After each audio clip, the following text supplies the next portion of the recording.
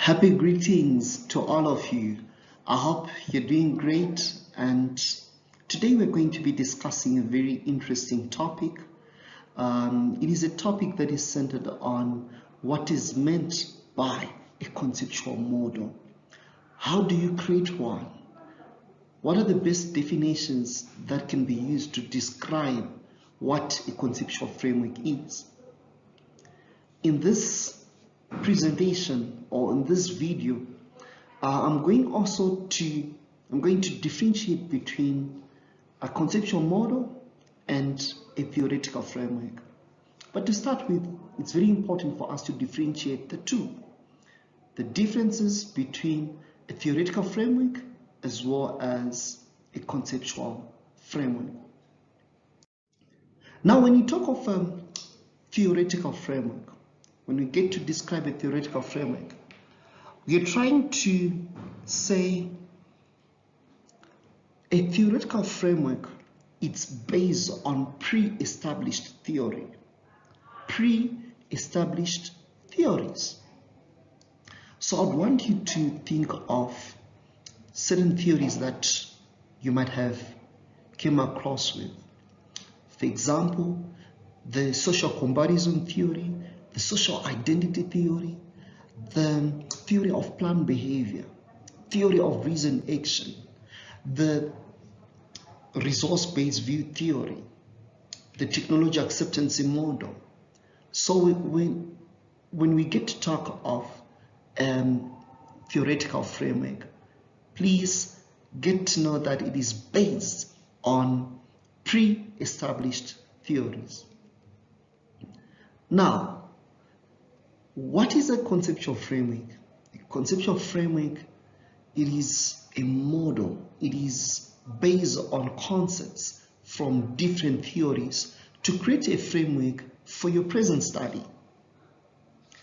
So, a conceptual framework, it's based on different concepts from different theories in order for you to create a framework for your present study or to create a model for your present study. So I hope I've adequately explained the differences between a theoretical framework as well as a conceptual framework. So, in what way we're still differentiating between a theoretical framework from a conceptual framework. So if a study uses pre-established theory, this is termed a theoretical framework. If a study, for example, makes use of the theory of planned behavior, the technology acceptance model as an information systems theory, then this is termed a theoretical framework. But you may decide to use a combined elements of the theory of planned behavior as well as the technology acceptance model. This is now when you'll be creating your own conceptual framework. You might take variables centered on the theory of planned behavior and try by all means to match them with the variables that are found on the technology acceptance model. This is when you'll be creating your own conceptual framework. So how do we get to define a conceptual framework? A conceptual framework illustrates what you expect to find through your research. It outlines the findings that you are anticipating to get. A theoretical framework or a model, it is a clear illustration of the relationships between variables of your study. So when you get to talk of a conceptual framework or a conceptual model, it is a clear illustration of the relationships between variables of your study. Where can you get these variables? From literature. You can get them from different theories that you are using to ground your own study. So those are the best definitions in describing what is meant by a conceptual framework.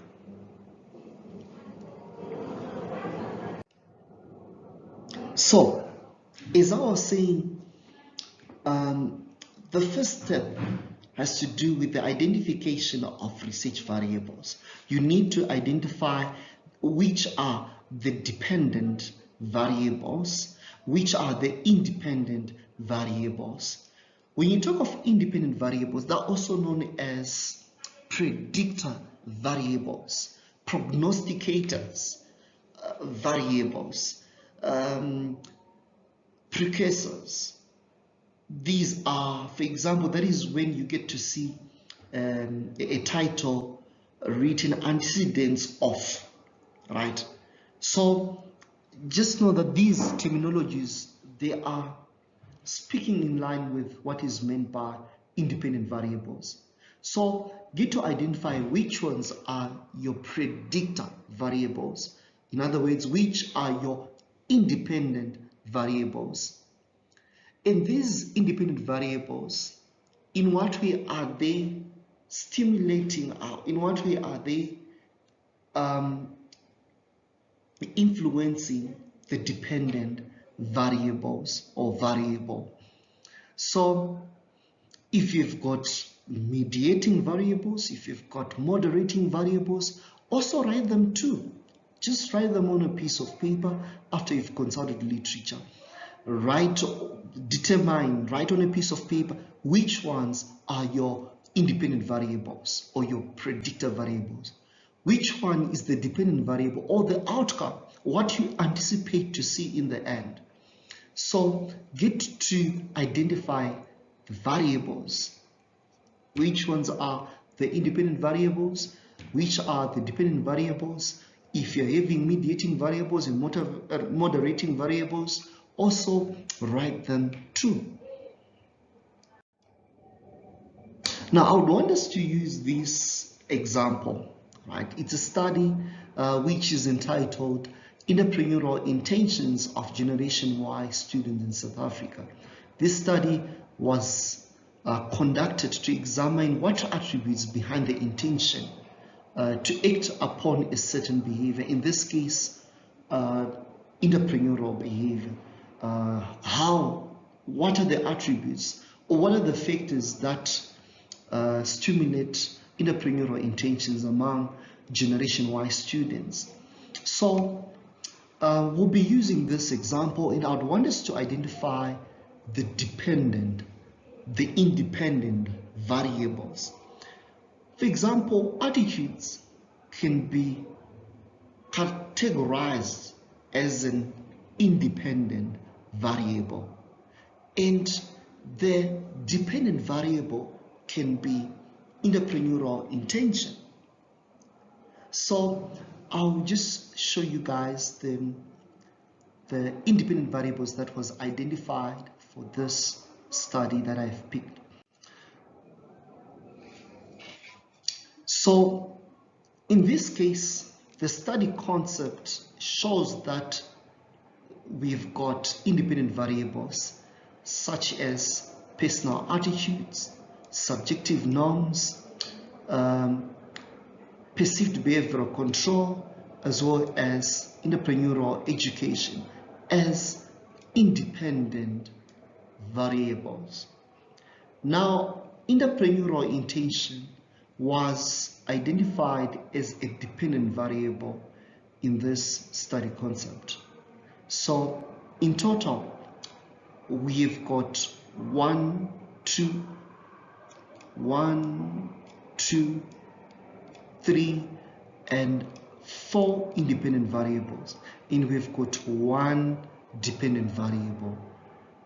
So now we can get to visualize the kind of model that we'll be having. So when you get to create your conceptual model, you can use circles, boxes, in order for you to show the direct relationships between the independent variables as well as the dependent variables. For example, you can have 1, 2, 3. This is just an example, guys. 3. Then you can have the fourth circle here. Yes. And whereby you'll be having your outcome variable. Then we get to use the arrows to show the direct relationships.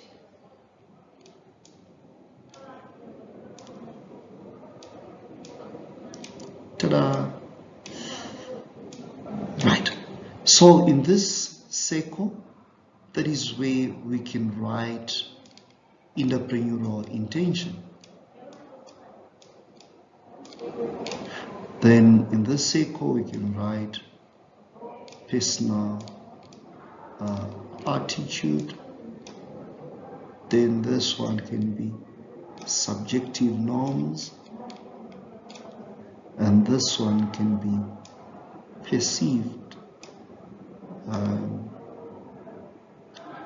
behavioral control. Then this one, it can be EE for entrepreneurial education. So this is your conceptual model. Obviously it's not neat because I'm just using this pen here with my mouse, but then I'll get to show you I'll get to show or to reflect how the conceptual model is supposed to come out like. But I believe you have got the idea. You've got the idea in terms of how the model should look like. So this is the neater version of the conceptual model. As you can see, we've got personal attitudes and the arrow showing the direct relationships. So personal attitudes, they get to influence entrepreneurial intentions. Subjective norms get to influence entrepreneurial intentions. Perceived behavioral control, they get to influence the behavioral intentions. Entrepreneurial education or entrepreneurship education, it influences entrepreneurial intention. So this is a picture, or this is this is a diagram showing the conceptual model or the conceptual framework for the identified study. In total, remember, we've got 4 independent variables and 1 dependent variables. Or we can say we've got 4 predictor variables and 1 outcome variable. So it's simple.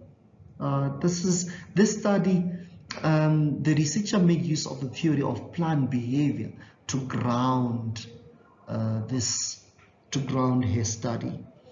I would like for you to see other conceptual frameworks that I've drafted.